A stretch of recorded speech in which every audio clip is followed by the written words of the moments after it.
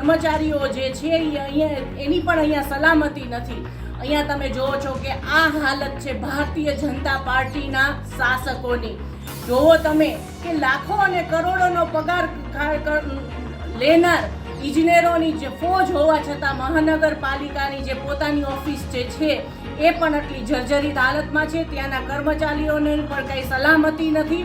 Pre મોન્સૂનની કામગીરીની વાતો કરનાર આ શાસકોએ પોતાની ઓફિસમાં જો પ્રી મોન્સૂનની કામગીરી નથી કરી તો આખા રાજકોટમાં પ્રી મોન્સૂનની કામગીરી કરવાનો વાદો કરે છે। તો એ તમે ત્યાં જોઈ શકો છો કે એ કેટલા અંશે સાચું હશે।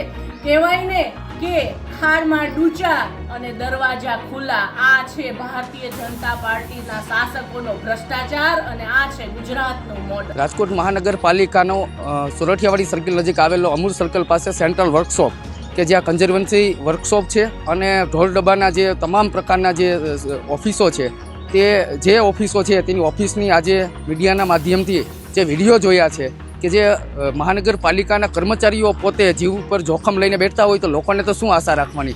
ખૂબ જ દુઃખદ બાબત છે કે જ્યાં કર્મચારીઓ ઉપર છતમાંથી કાટમાળ પડે, ઉપરથી છતમાંથી પાણી પડે, જે તમે ટોયલેટની જે વિડીયો અને ફોટાની અંદર દ્રશ્યો જોઈ જાઓ તો આપણે હૃદયદ્રવ્ય કંપી ઉઠે કે ખરેખર આ સ્થિતિ હશે।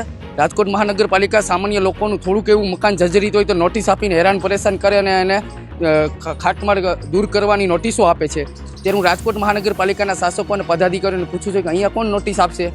વોર્ડ નંબર 15ની અંદર રાજકોટ મહાનગરપાલિકામાં અમૂલ સર્કલ પાસે કન્ઝ્યુમર વિભાગની એક ઓફિસ આપણી આવેલી છે। એ જર્જરિત છે ને ખૂબ જૂની હોય એના માટે આપણે નવી ઓફિસ બનાવવાનું એક આયોજન કરેલ છે।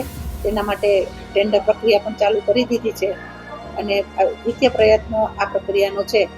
ટેન્ડર ખુલશે અને ભાવ નક્કી થશે ત્યારે વોર્ડ નંબર 15ની અંદર આ ઓફિસ નવી બનાવવામાં આવશે।